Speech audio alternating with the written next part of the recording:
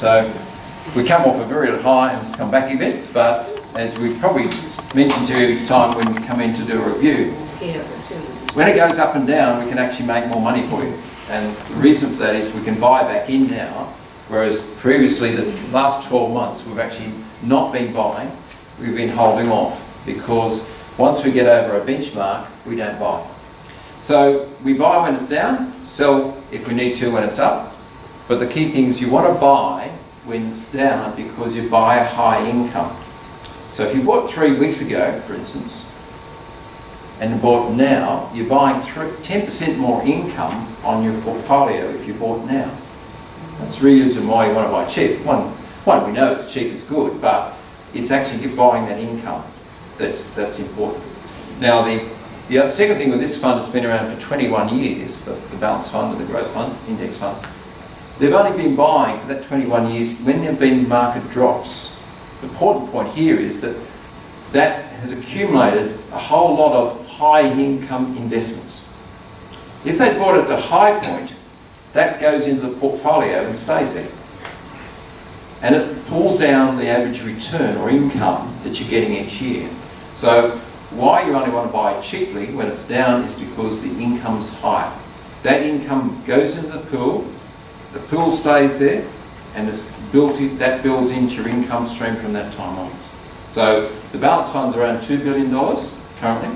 When I first started investing in it in 2003, there was $63 million in it. So in that time, since 2003 to now, it's grown hugely. But it's only bought investments, whether it's shares, property or government bonds, when the markets were down. And that's called using that benchmark approach. So, as I said, volatility is your friend. It actually makes you make more money as long as you stay in the investment. So, second thing, I'll just touch on the epidemic with the coronavirus. I thought I'd just put some context into it because we've obviously had many of these viruses appear in the world. The Spanish flu in 1919 apparently killed between 50 and 100 million people. It killed more people than the First World War. The First World War only killed 9 million people. So relatively, it was a very infectious time. One of the reasons, of course, was medical technology wasn't as good. They didn't have antibiotics, for instance. Not that that fixes viruses, but it does fix secondary infections. Second thing is they didn't have the systems in place that we have now. So, like monitoring people getting off planes with taking their temperatures by the systems they have now. The Asian flu in 1957 killed 1 to 2 million people, and 70,000 of those were in America. World War II killed 75 million people, so it wasn't as deadly as the Second World War. But we've also had lots of the SARS epidemic, which was 2003. There was the avian flu, and there's been others as well. I just can't remember, there's another one. But they all had a start and a finish. We don't have the avian flu running around now. We don't have the Spanish flu running around now. They've all had an end. So there will be an end. Who knows the actual trajectory of this, but my understanding is that, well, in China they say there's around 3,000 people died. That's not 50 to 100 million people like the Spanish flu. So it's nowhere near in death figures. It's nowhere near the flus we've had before, in my understanding. And the second thing is that the actual death rate is actually less than SARS. From what I've read, SARS was actually more infectious and more deadly. The death rate was around 3 to 4%, something like that. So, put that in context. Is that important for your investments? Well, there will be an end to this, maybe 2 or 3 months, 4 months, 5 months. But in the meantime, your investments are actually making money out of this, because we can buy back in cheaply, because some people sell. We can buy those investments at a cheap price for them. So that's some positive news for you, but as you know, most of you have had your investments 5, 10, 15, sometimes I've got clients going back to 1991. So you've had investments for long periods of time, you've gone through the SARS epidemic, you've gone through the GFC, you've gone through the Asian crisis. Each time we went through those periods, your fund was making money by buying in those periods of time. So let's talk about the Hayne Royal Commission, which is now 12 months old. It was handed down in February 2019, and the Commission, obviously in the previous 12 months, had a very big job to cover both the financial planning industry and the banking industry. So it was a big topic to cover in a very short time. The biggest issues were that they were looking at initially at the banking side of things and saying, you know, was banking fair? But the key thing in the banking side of things, yeah, there we go, was that there was obviously people unhappy with banking services and people had their houses taken away or farms taken away, and they were sort of pushing the Liberal National Party government to look into that. Results in our industry were some major changes, and we'll just go through those initially. But the key thing is that there was a lot of bad press about the financial planning industry, and obviously we didn't come out of it as well. But bear in mind that they weren't pulling up people and saying financial planners had run away to South America and stolen all their money. It was more about the advice. So in retrospect, it was probably more about the quality of advice rather than stealing people's money, which is probably one of the issues that used to happen. But there's a lot of regulation in the industry already, but now they're going to another step further. We've actually had 3 changes in regulation over the last 20 years. 2003, I think it was, they had a whole range, set of new rules came in. 2013 was the Future of Financial Advice rules brought in by the Labor Party, and so now we've got a 3rd tranche of new rules. So some of the rules, these are projected to come in. Now, the government, when they first put down the report, had a lot of pressure on it because it was before the election, a lot of pressure on it to accept all the recommendations. The only recommendation they haven't accepted is making mortgage brokers have a fee for service. And they said at the time that the reason why they didn't really want to have mortgage brokers paying a fee for services because they'd go bankrupt. Nobody was going to go pay $3,000 to $5,000 to go and buy a mortgage when you could go down to the bank and get it for nothing, or $500 or $600, let's say, an application fee. So they thought that was going to distort the market because effectively the mortgage brokers wouldn't be able to, people wouldn't buy mortgages from a mortgage broker. It was going to stop the competition in the mortgage broker industry, so it was a reduction in competition. So the government dropped it and the Labor Party agreed to it. So every other recommendation is on the process of being put into play. The government is promising to put these in before the end of the year. So we'll go through some of those. So the first one was just a bit of housekeeping about superannuation. A lot of people now are in what we call, let's go back here. Go back here. The right one. Okay, here we go. So the first one is a bit about disclosure in for financial planners. Some financial planners claim that they're independent, but most financial planners, around 85% of planners, are linked to a dealership that is either a major bank, IOOF or AMP, but some planners were claiming they were independent. You can only really be independent if you only fee for service and you have no linkage back to a dealership. Deductions for MySuper. Now, a lot of people in Australia now have a MySuper fund. Now, the government created the MySuper accounts to try and keep the fees down. There was a recommended level of fees on MySuper accounts, but the government's saying that you really can't get a fee deducted from MySuper accounts. Now, there's a bit of argument about that now, because if you, in most cases, your case, the situation is you're getting a fee deducted against your super or your allocated pension. Why can't people who've got MySuper accounts do it? Because they still need advice. So that's still up in the air a bit. Limits on deducting fees from choice super. These are people who've made a choice about their investment product. So if they're in a MySuper fund they might have decided that that wasn't the right fund for them, and they might have wanted a higher return or a lower return fund, and they would have made a choice in their super fund. They are proposing to make a limit on that, but that still hasn't come through the Parliament yet. No hawking of super on insurance products or call centres. Now this is really about, if you're in daytime TV, you see a lot of these real insurance or companies saying, ring us up and we'll insure you. That's one option. But they're outside of these the normal financial planning rules. They don't have to do a plan. They can just say, oh, you told us you wanted some insurance, we gave it to you. A very limited, supposedly no advice, but technically they are getting advice because the person's getting sold that product. One of the banks, Westpac, was also got caught out because they were ringing up clients who had superannuation with BT and saying, bring your other super across to us. That was hawking, because they were giving advice to do a recommendation. They weren't looking into the client's situation. They weren't giving a plan.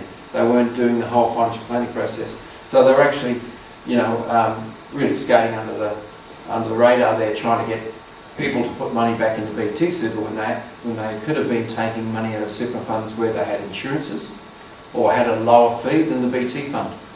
So that's a good thing. It's going to make the industry what we call a level playing field. Reference checking and information sharing on financial advisors. What's happened in the past, there has been bad advisors doing the wrong thing.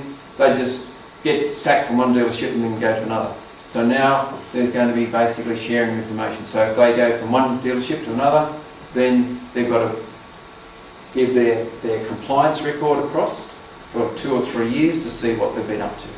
That will show whether they've been getting into trouble in the previous dealership. It's a good thing. A single disciplinary body so that all planners face the same rules.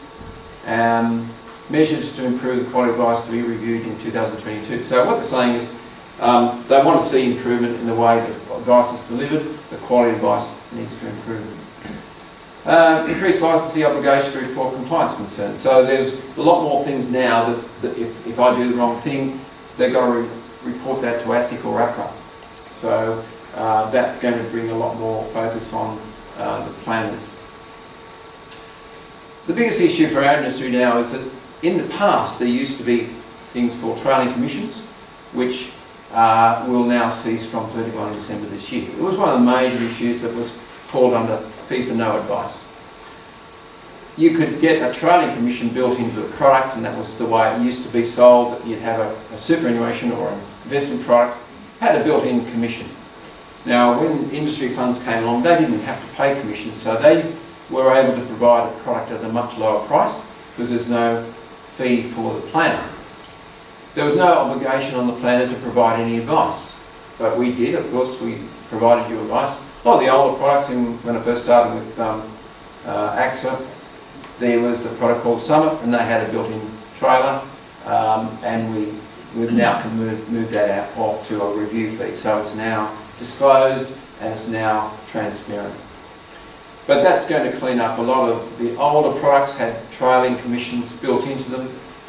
People didn't really know that it was built in, and there were a lot of planners who didn't actually give advice and did offer reviews and look after clients. So that's a good thing for the industry. It means that there's transparency now in what you pay for, and it means that a lot of products now actually have, the older products will actually have a fall in fees because the government's required the provider of that product to reduce the fee by the amount of commission.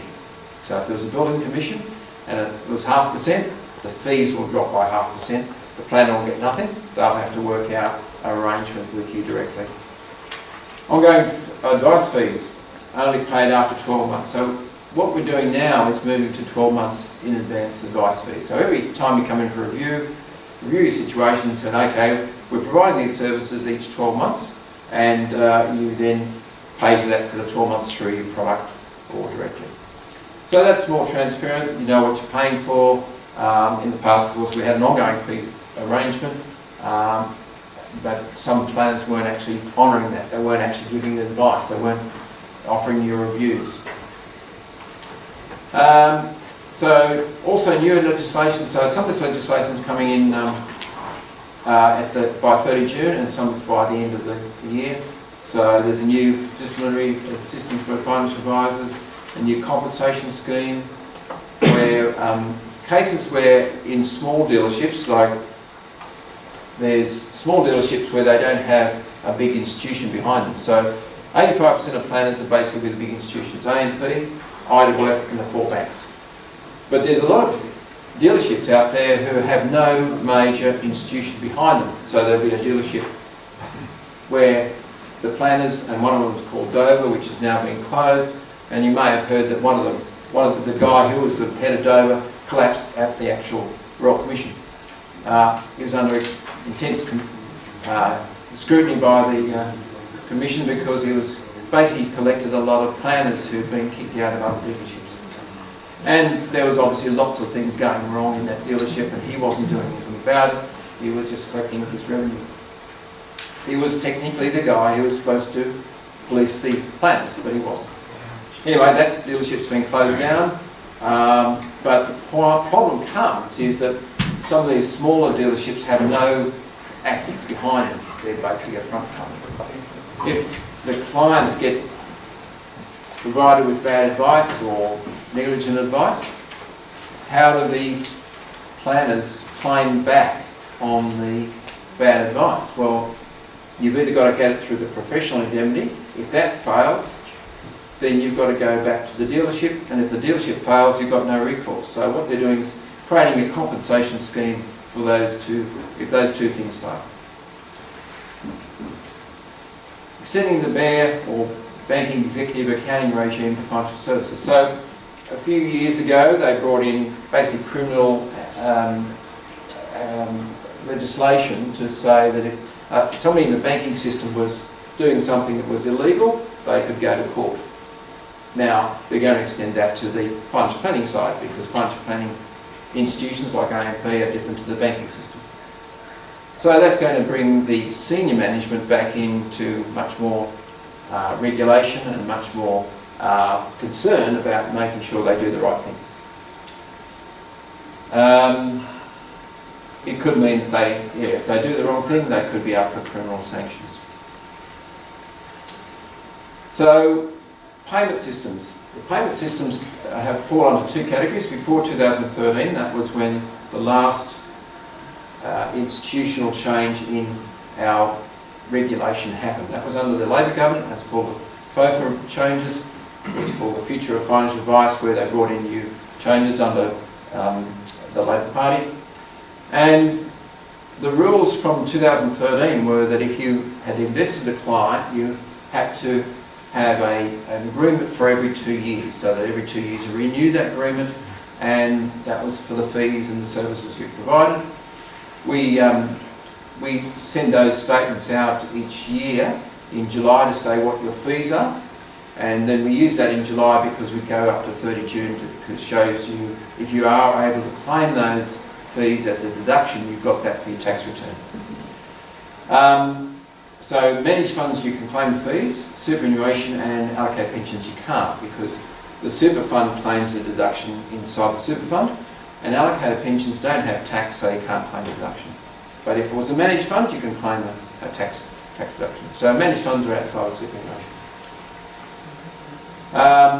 After 2013, we also send out statements to say that your funds could your fees will be renewed every year. Every 2 years. The new rule will be that we have to do it every 12 months. So they're bringing a much tighter regulation on that area. And the thing is, we'll be offering those reviews. As we do our reviews, we just have you to sign an agreement each time you come in. And it'll contain saying what we review. The offers of our service is the annual reviews, answering your phone calls, emails, faxes, doing our seminars, doing the things we're already doing. But we'll continue to do that. So we've moved earlier than the legislation, so we're starting that process from this month. that we'll use annual agreements for your sign-ups. The key thing here is that the legislation isn't in yet, but we're moving before that. One, because we've got to try and get through 12 months of reviews, and we can't do them all in December, so this year. So we're doing it ongoing as you're doing your reviews, so there'll be a new thing that we'll get to sign each 12 months. So basically we'll have a 12-month period. We have to get you to re-sign before the end of the 12 months, so we'll try and get you an offer review before the 12 months, like the month before or 2 months before, so you can come in. As you know, people go away on holidays for 6 weeks or 8 weeks or travelling, so we've got to try and make sure you can come in before the due date. So the main thing is we're moving before the Parliament's passed the legislation. It looks like it will go through because both the Labor Party and the Liberal Party have agreed to it.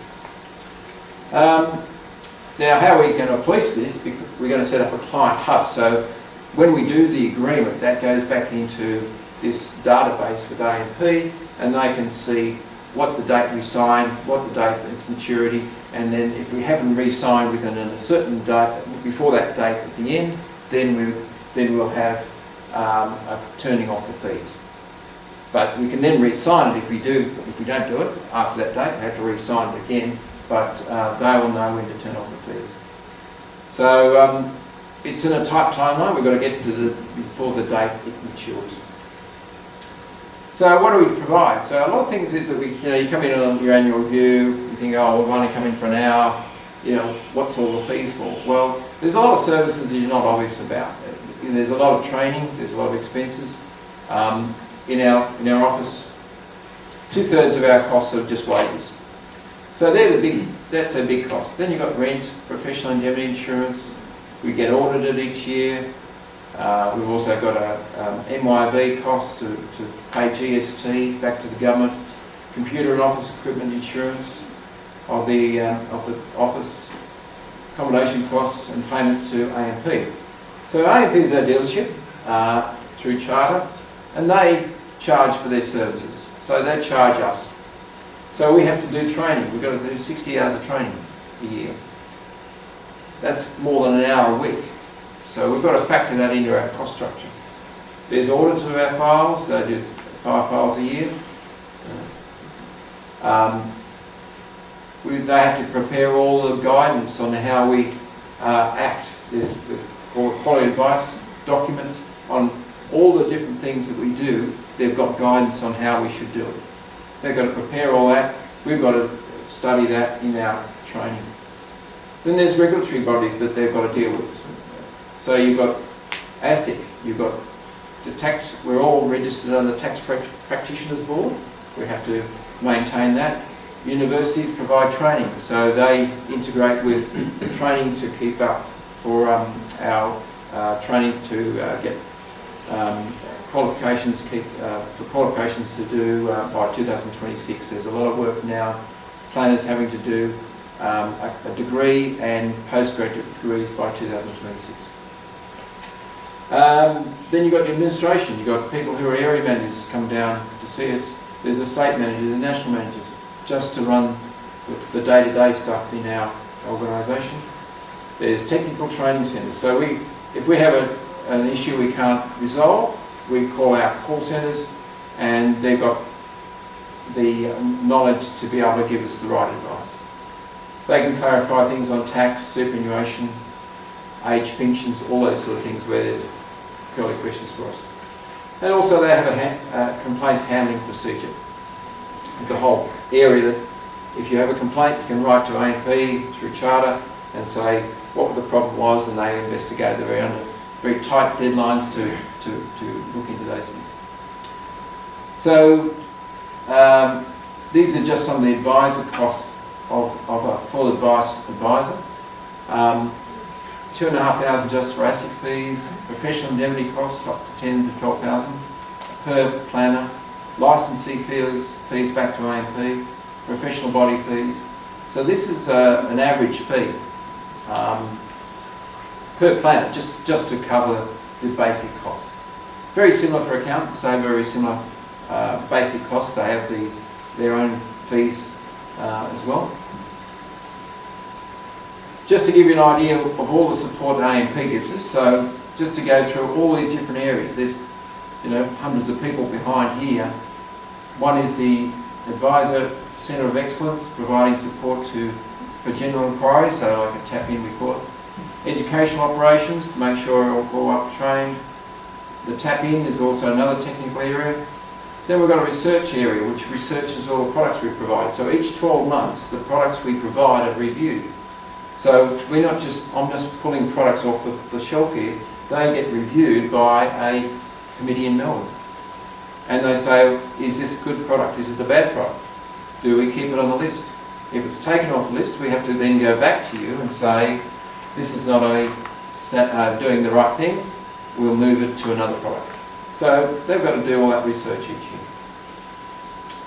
AdTech, that's to provide the software for our planning. So when you get your 50-page plan, it's prepared or it's prepared on a software, either Coin or Xplan. We do Xplan, and they are helping us keep that system going. So they've got to prepare all those, all the changes. Every time there's a change in tax rules, superannuation rules, they've got to change the software to make sure that that's coming out properly in your plan. There's a advice desk on compliance, making sure we follow the rules. There's a paraplanning area. We don't use them. We do it internally in our own office with Abdul and Nicola. Quality advice, making sure if you start as a new planner, you've got to go through vetting, get 5 plans vetted through planning. And then if you have any plans that are unique, so like if you do a gearing plan, you've got to get 5 of those approved before you can do them by yourself. So complex plans have to all be put through here until you get approval. Compliance on making sure we do the right thing, and then complaints. There's a section that does the complaints. So there's a lot of people in here that behind us. There's not just me in the office. There's a whole institution behind you providing services. So is providing you good advice helps you. Why does it help you? It stops you pulling out when you're pulling out money when you think it's going to go down. Going through the bad times, the GFCs, the Asian crisis. We've been through many disasters and we get through the other end. But seeing people through that is important, because otherwise they just don't get to the other end. The key thing here was that people who get advice before retirement, 35% of the respondents received advice did not worry about their retirement finance. 15% who had previously worried and then got advice were not then worried. So keeping you advised is really important, because you effectively are mentors, making sure you tell us why you're worried, we'll tell you why you shouldn't worry. By contrast, 75% of people who did not get advice were worrying, and 40% said they worried frequently. So it's not only peace of mind, but it's also important because it keeps you on track. So what we provide is our annual reviews. We mail out your investment management reports. We do a special run on the 30th of June for your investment reports. Now, normally you get your anniversary reports on an anniversary when you're invested, which is fine, that's 12 months. But in fact, most people want to get their reports on the 30th of June because that gives them a financial year. We actually prepare that report for you. We actually spend literally 2 or 3 days running every report out, because they don't have a button that you can click and produce it for us. So that gets your management reports out for the 30th of June. You can ring us any time by phone or email or fax. Obviously we're doing our quarterly seminars, and that keeps you informed of what's happening out in the world. So there's a lot of work there, in being our support to you. So providing your annual reports, tax reports if you want to, especially Centrelink reports. Centrelink just seemed to be writing out to a lot of people recently asking for their Centrelink updates. That report's produced every day. The Centrelink report's automatically done it, obviously in the computer, but to be able to ring you up and ring us up and then get it sent out to you is a peace of mind, because most people, they find it difficult to go into the website to find it, but they're not sure if they've got the right thing. Pension updates, that is every time you do a review, we just check you're getting the right age pensions. These are all things that make a difference in your retirement. Especially getting to Centrelink. Centrelink is the difficult people to deal with these days. They're trying to get people to use the MyGov system to put in applications, but it's a very hard system to go into. Superannuation and pension rules are always changing. And then updates from government changes such as taxation and other things. So there's always something changing. We will obviously have a seminar on the budget coming up in May, so that's not too far away. And there'll be some changes in there, so there'll be something that will probably have an effect on your situation. We keep our records safe. We have it on a computer company that does our computers, and they have a very high security level on our data so that it doesn't go anywhere else.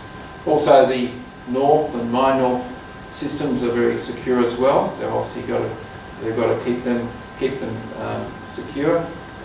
As you know, if you're taking out more than $50,000, we ring you to make sure that you're the person who's ringing to take the money out, so that you don't get people hacking into your investments. Making sure you get your right risk profile. Most of you have been in balanced funds when you're working. We try and keep that because you're comfortable with it. But some people have had investments before they retired and they used to a bit higher risk profile. So it depends on what your background is. Understanding the difference between concessional and non-concessional contributions and not going over that because there's taxation. If you get tax on that based on a daily basis, if you go over those on the non-concessional ones at least, they charge, if you go over the non-concessional, which is your own money, they charge a daily interest rate based on 9.5% penalty tax. So there's lots of traps there for people who are not sure what they're doing with superannuation. But superannuation is the still best way to find a tax-free environment in retirement. Make sure your financial goals are achieved and estate planning. All the things that we need to look at.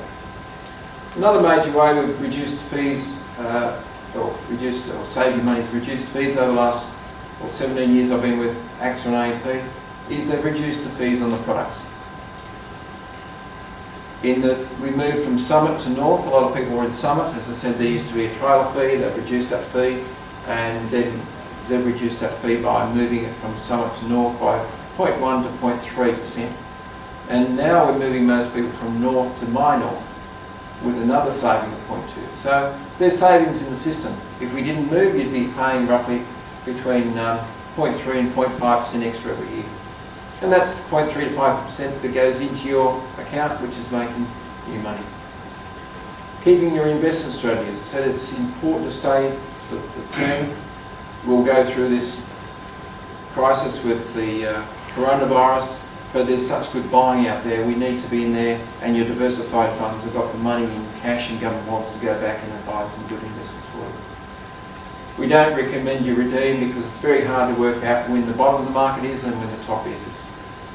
Even the fund managers who do it all the time can't pick that. And you also may incur buy-sell margins. There's a buy-sell margin about 0.1 to 0.2 on your funds by pulling out and putting back in. But the key thing is that the GFC was the biggest financial disaster since the Great Depression. And the people who pulled out at the bottom have never recovered. This is the point that a lot of people pulled out, and I've come across them. They pulled out when the market was down, said, oh, the world's going to end, newspapers told us so, therefore we pulled out and put the cash. But they never went back in. Nobody rang them back and said, put your money back into the investments. And if they stayed in that low risk return for the last 10 years, they've lost 30%. They didn't get the rebound. The rebound, if you stayed in the balanced fund, you got the rebound, and the balanced funds of the last 10 years have averaged 8, 9, 10% a year. If you stayed in cash, you're probably getting 3 to 4. So it's so important to stay in the long term there. Reducing tax on your income. Superannuation, as you know, is the best tax haven we've got. By just moving from super to pension phase, you're saving the 15% tax inside the super fund down to zero. Also, you get your refunds on the franking credits, and that was one of the turning factors for the Labor Party probably not getting a return, was that they were going to take those franking credits away from you inside the super funds. Every year, those franking credits add to your income, add to your returns, and they go on forever as long as the government doesn't change it. So I don't think the government's in the future will try and do that trick now, but it's another important part of your income on your portfolio. So the cost of our service vary from year to year. Some years we'll charge you more, and some years we'll charge you less than really costs, but we've got an average cost in the system. So to give you an idea, it takes us 15 to 20 hours to do a plan. Now, you only see us when you come in and talk to us, maybe for an hour, then you come back and then we present the plan, that's 2 hours. But there's another 18, 16, 17, 18 hours behind that in preparing the plan, putting it into our database, preparing the cash flows, the tax reports, the SINLEG reports. We really don't cover our costs in that 15 to 20 hours. But we do cover our costs over time. So the key thing is that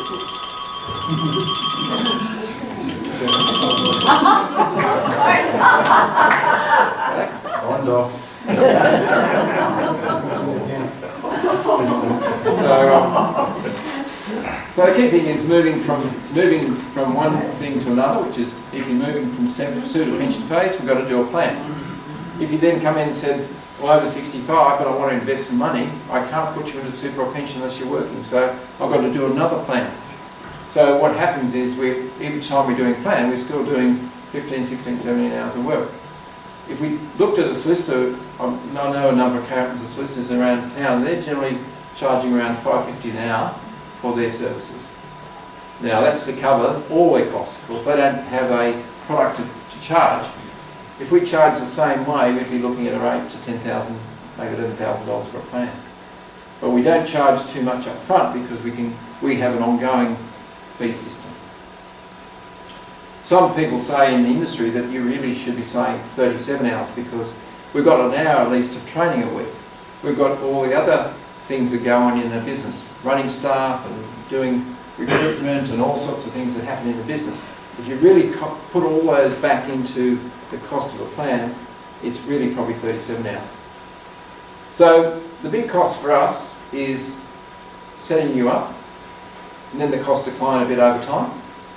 So what we do is we basically we don't cover our costs initially, we cover it over time. So within 3 to 5 years we've covered our costs. So we really need you to be a long-term investor to cover costs.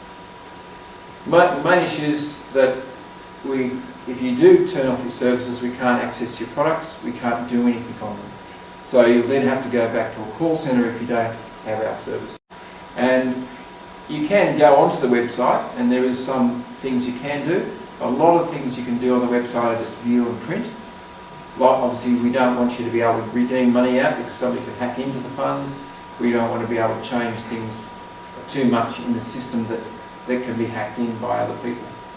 So a lot of these are view and print, view only. This is the super and pension options. You can do a few things. You can get a SINLEG schedule, for instance.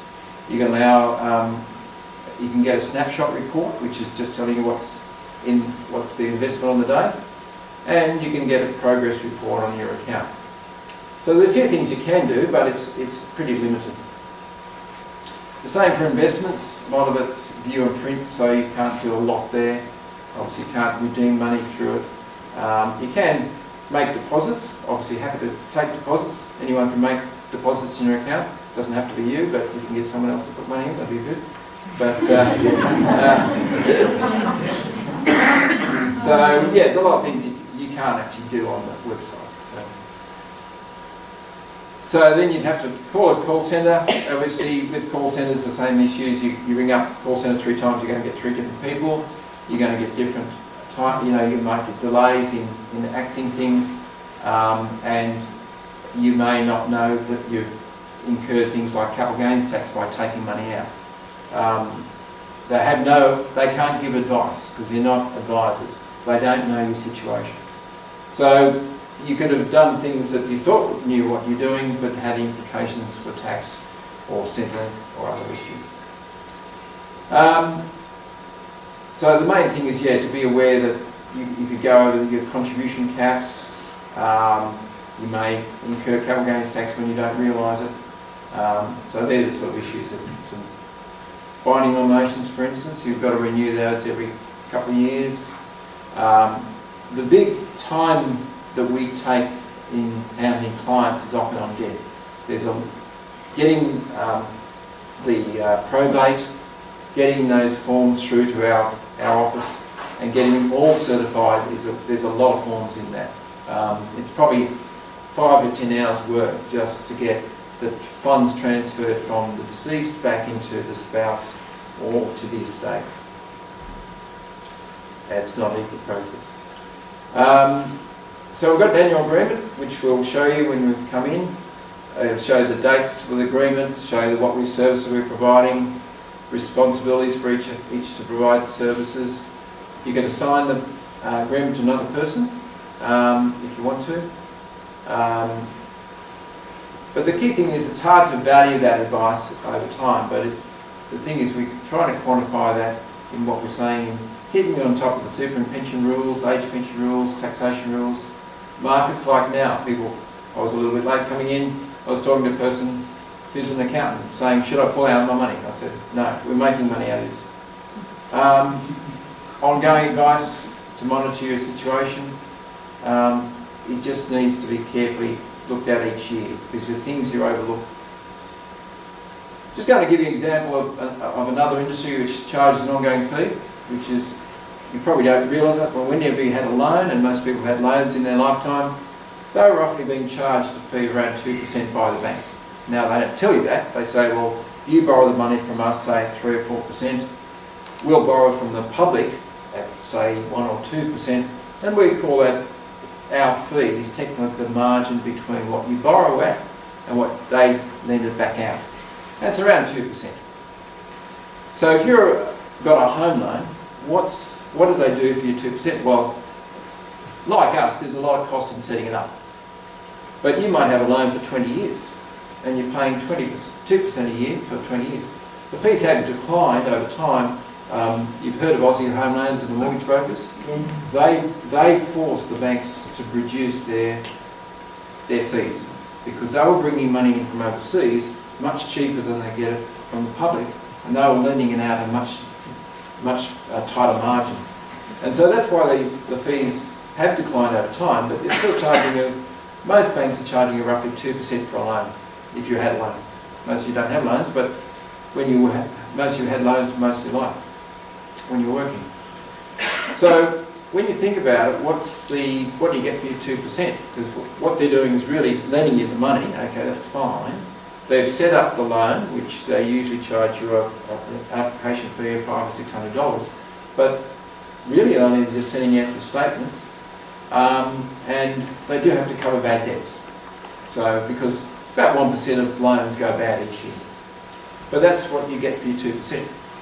Now in our case, we're charging two fees, one in the product, which is around 0.5 to 0.85 these days, plus our fee, 0.8 to 0.66. So our fee for ongoing advice, answering your phone calls, keeping you on track with assembly, make sure you're not paying too much tax, around 1.2 to 1.7.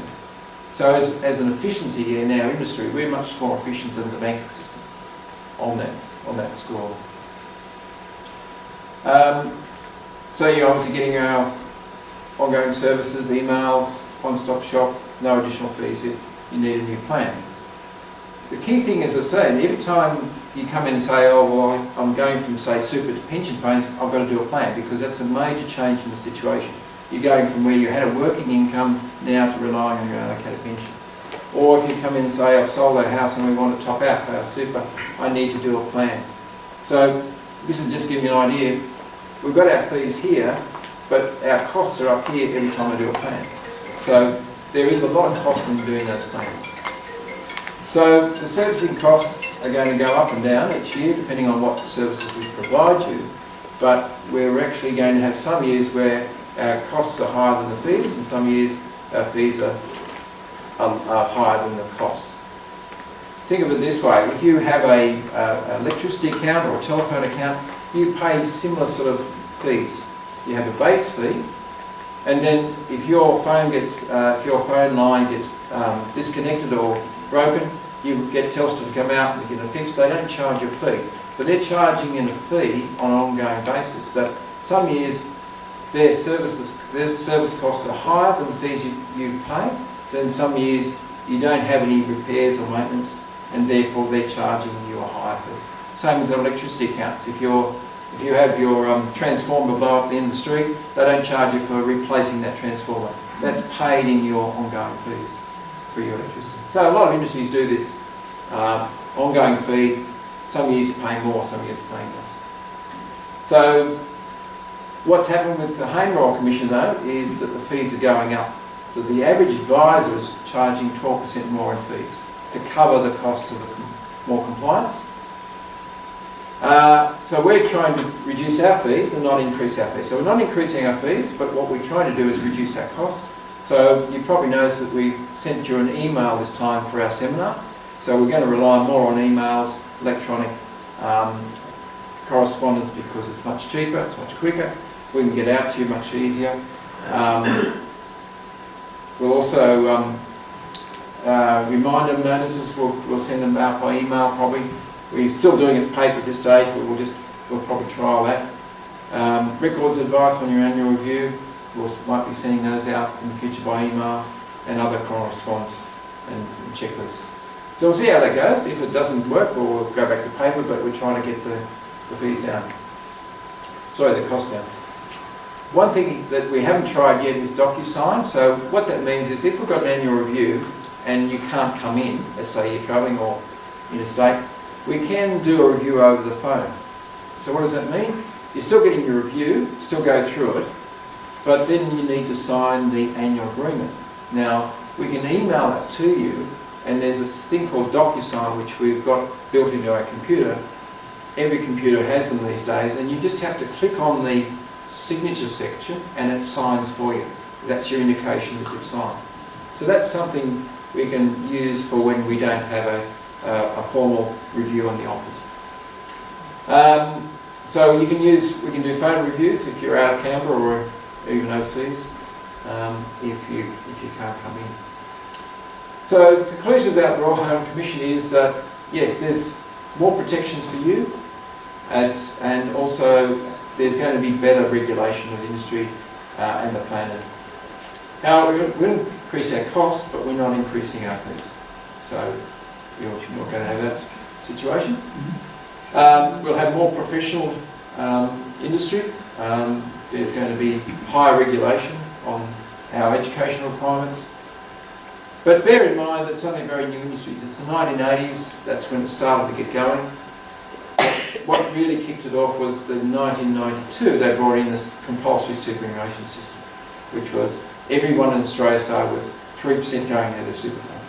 That grew to 9% by 1999, and now it's going, well, we're talking about going to 12%. Now, before then, only 20% of people had a super fund, or had employers paying the super. So 80% of people would retire with no super, basically. They went straight to the age pension, lived on the age pension for 20 years. Now, we've got most people retiring with a decent amount in super. So our industry really has evolved from the fact that now most people get decent super. Canberra's the exception because most people had decent super with their employer through the government. But everyone outside of Canberra was really deficient in their superannuation. So as a profession, it's gone a long way since the 1980s. The requirement by 2026 is a bachelor's degree, and in either commerce or economics or I think even law, no? Is that right? Law? Yeah, it can be a law, have a law degree as well. But then you've got to do postgraduate degrees as well in financial planning. So you can't just have that, you've got to have the financial planning. And then also you've got to do a phase exam, which is, Abdul's done his and passed his this year. Everyone's got to do also an exam, a 3-hour exam. So a lot more qualifications, a lot more training, and 60 hours of training as well each year. on ethics, compliance, technical, regulatory issues. So the compliance levels are very high. We've all had to do training, ethics training just recently. Had to get 100% in the exam. That's been recent. The only limitation, though, is that a lot of people saying in my era, in my age group, it's all too much, especially if you've got to do a degree by 2026. Now, as you know, if you did a full-time degree, it's 3 years, so anyone who's doing a part-time degree would have to do 6 years. Some people say, well, that's all too much, I'm just going to get out of the industry and retire or do something else. So currently, you can see the trend is less and less planners, or more and more people leaving the industry. So 33% of advisors are saying they're going to leave in the next 3 years. So there's going to be less planners, but potentially much more qualified, much better trained. So the biggest issue for us, I'll be here for until December 21, and Abdul's here, and we're also merging with another practice in Canberra here, so I'll have Simon Moore, who's sitting up the back there, so you might wave Simon and say he's going to join our practice. The main thing is that our fees won't change. We'll still have, but the main thing is we've got to do a 12-monthly annual review and an annual agreement. So that's the biggest change we've got. So trying to keep the costs down. So any major questions on that at this stage? Or how we operate? I think it's the main thing is it's going to make a much more professional industry, like lawyers, accountants, doctors, and so forth. So the big thing that thought I'd find very interesting was the 5G revolution. Now most people know about their mobile phones, they use that pretty much every day. There's going to be major change in the speed of our phones through the 5G network. So a lot of phones, if you've bought phones in the last couple of years, they'll actually automatically click onto 5G when it comes in. So it's going to be coming in sometime this year. It's dependent upon when they get the towers into your area. The main area is going to be effects on retail, because we now will be starting to use, we can use our mobile phones and our iPads to do a lot more of our purchases. The big issue in the past was that you'd have a manufacturer send their products to the retail outlet in a high-cost centre like Woden, Civic. They're very high-cost retail centres. Then you go to your shops and buy it. If you then consider that if you didn't have to have the shop in the middle, you could save a lot of costs because you've got to have staff, you've got to pay rent in a high-cost location. And that's what's happening. A lot of people are using their phones or their mobiles, the phones or their iPads to do purchases. The key thing here is that if you can avoid having to have your shopping centres, you're going to have a much cheaper service, and you can have it delivered to your door by courier. And that's where a lot of these couriers are running around now. There's a huge expansion in the courier system. So you don't need to go to a shop. You can get it delivered to your home or workplace, no need to travel. You get a cheaper product, and the result is lower costs for the delivery. In the last 5 years, the internet use of sales by internet has gone up 200%. So it's obviously the way it's going. Different countries have a different exposure to it, but the UK has now got 6% of its GDP is through sales on the internet. So it's a continuing trend. It might plateau out in a few years' time, but it's now delivering goods cheaper and more efficiently. But the key thing is it's another revolution in our technology. So going back over the centuries, we went from human and horsepower to steam-driven power in the first industrial revolution back in the 1800s. Made a huge increase in mass manufacturing, that you could produce things much cheaper because you had steam engines driving whether it's a cotton machine, a steelworks, whatever it was, steam engines in transport, made a huge increase in our quality of life. The second one was electricity, which was allowed a lot of factories at homes to be lit. You didn't rely on kerosene for kerosene lights for your lights at night. You could have light motors in lifts. You could have motors in all sorts of factories doing things that used to be done by the steam engine. Computing was the 70s and 80s, where you started to get things like computers working to do so many manual jobs, like just calculating your pay. Some people probably remember that when you used to go to the checkout to do your shopping, they'd print out a list of all the things you bought at the Woolworths, and then someone would add it up because the machine didn't add it up. It just printed all your purchases. Well, obviously computing has gone a long way since then, but so many areas now just rely on computing, like we rely on it to do your plans. You know, if we had to do them manually, it would probably take 2 or 3 times the time we did. But this industrial revolution is now called the cyber industrial revolution, driven by this 5G network. The 5G network is going to mean that your phone and your iPad is going to have the delivery of your data 100 to 1,000 times quicker than it is today. That's a huge leap in what you can do. Now, what that's going to mean is you're going to have access to, for instance, high definition television. You can watch television on your mobile phone. You can't do that today. You can watch movies. They can download movies, 3-hour movies, 2-hour movies, 1-hour movies within a second. The reason why they're moving to 5G rather than 4G is because the 5G network is overloaded. So the 4G network is overloaded, and that's slowing everything down. I was talking to someone today. He lives down at Culburra on the coast. He says every January when everyone's down the coast, his mobile phone hardly works because there's just so many people trying to get on. So obviously not so much in Australia where we've got limited population, but in high density populations there's just too much overload. But where this is going to be important is in things like artificial intelligence. Computers can then learn things about you. If you order books on Amazon, they'll obviously track what sort of books you are, give you suggestions on the type of books that you might like to read.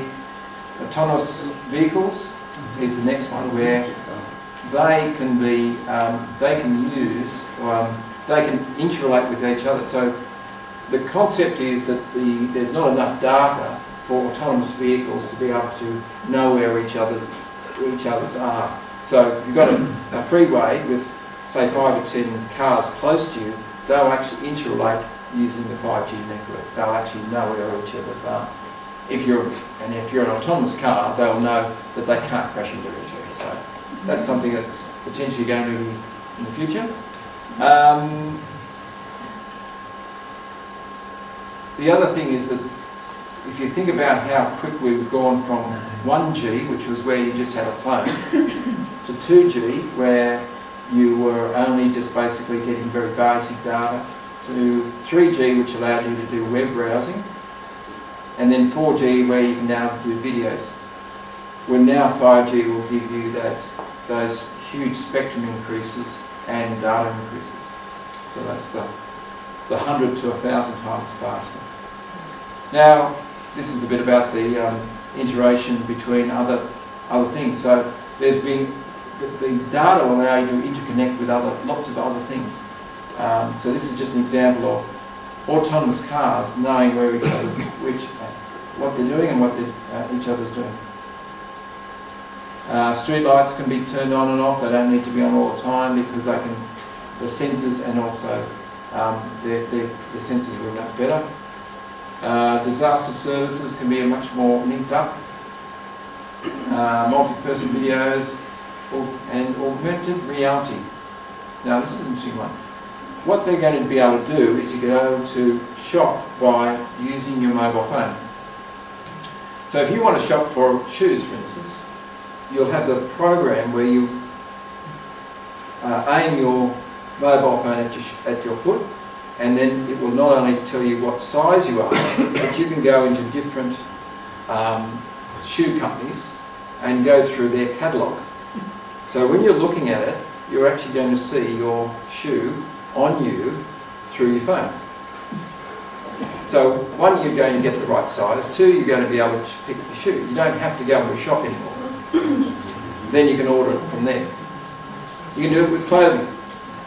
So one of the things that's happening out there in the retail land is that you've heard a lot of the clothing shops are closing down because already people do a lot of their shopping on the internet.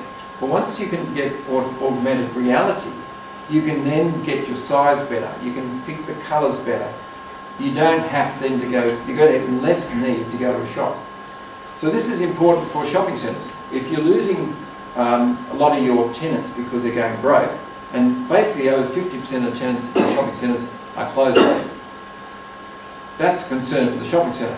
It's also a concern for you because you own shopping centres. So what do we do? What do you do? Well, shopping centres can reinvent themselves, but where the new growth is in warehousing is the people who pack and send these items out. So, as I said, these can be in low value or low cost areas. One of the things that AMP is doing is moving into this area to buy a lot of these warehouses because that's where the new growth is.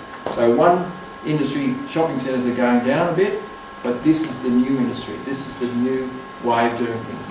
Through warehouses, getting your internet orders through, packing and stacking them and sending them out through a courier. So the interesting thing about that is that they need 4 times the space of a normal warehouse because they need great big long conveyor belts to put the things together and send them out.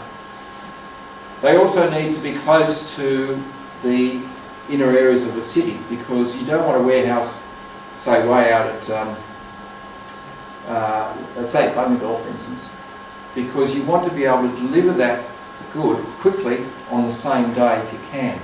You want less time travelling, so your courier service needs to be close to the warehouse. Now most people live in the city, so they're going to have to be close into these city regions, these warehouses.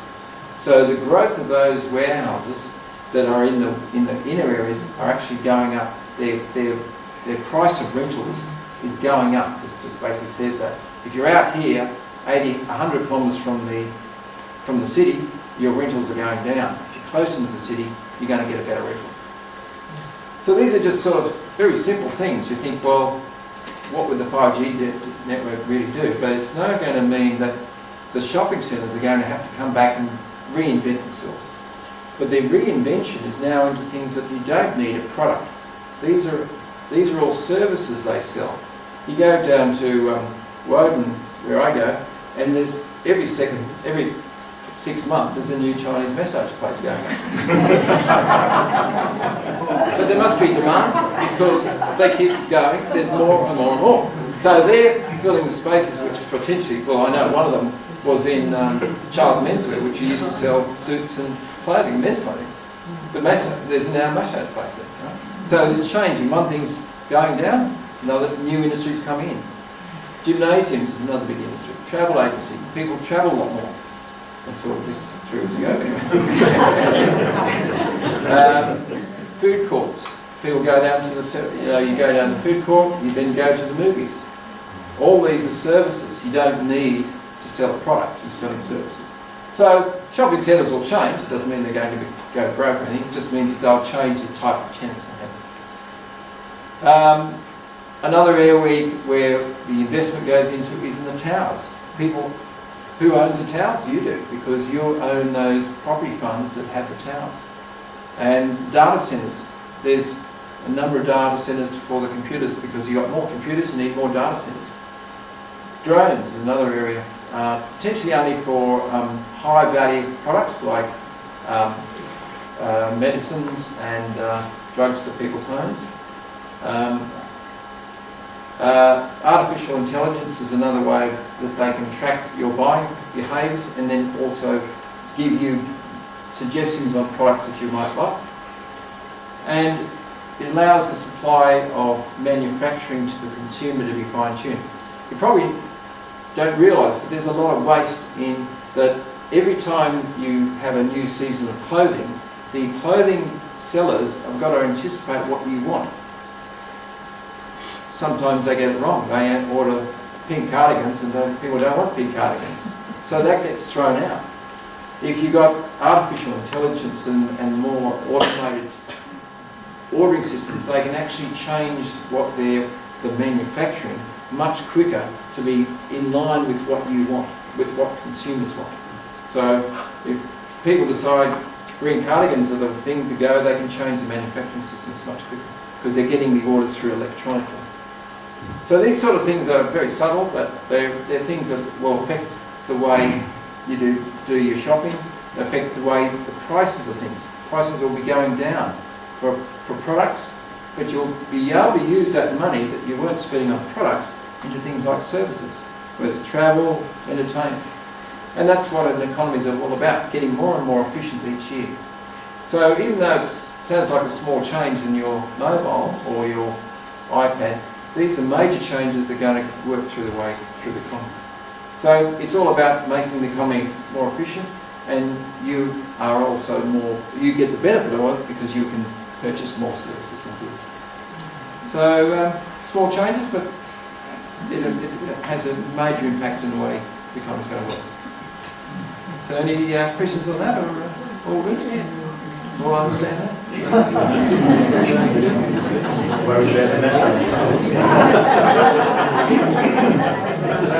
The other thing I should tell you is we're moving.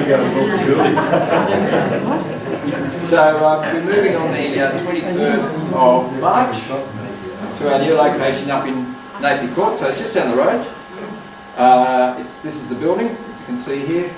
Nicola's finally, that's where our office is going to be. So you walk through here, it's no steps inside, and it's on the ground floor. So National Surveyor's House, if you go up to Napier Court, it's a bit of a loop, and we're at the top of the loop. So that's, or to show you where we are now, so it's at the back of Kent Street, so if you know where Kent Street's there, it's right at the back of Kent Street. We're just up here in Kent Street, just so not far away. So not too far away, yeah, there'll be 5 car spaces available, and we'll probably get some signage on there to show. There's other people who share that office, so we'll have to get some signage to show where you can park. You don't have to park on the street. The parking on the street's a bit limited. It's only 1 hour parking. Russell, excuse me a sec. Can you go back to that map and show us where the Mint is? Oh, okay, yeah, sure. Okay, so the Mint. So it's very close to the Mint. So the Mint's here. Oh, sorry, Mint's there. So go a little bit further down, turn it left up into Napier Court. Where are you now? So we're up here.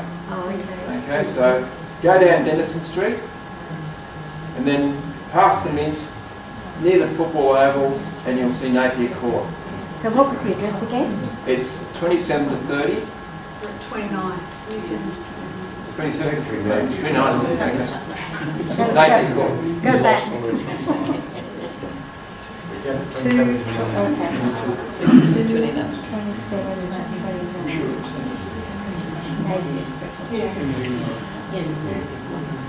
So yeah, so not too far away, and so we'll be moving on the 23rd and 24th, so we might be able to see you on those days, but I have to program you to come in a couple of days later. But anyway, but bring in if you do need to see us. We can see you up to the Friday the 20th if you need to come in. So all good. So new premises and merging with Simon, who's coming to join us. So we'll talk. Any questions at this stage? So anyway, I think that's good. So we're only been now, so which is good. So get you in, get you out again. Thank you, Russell.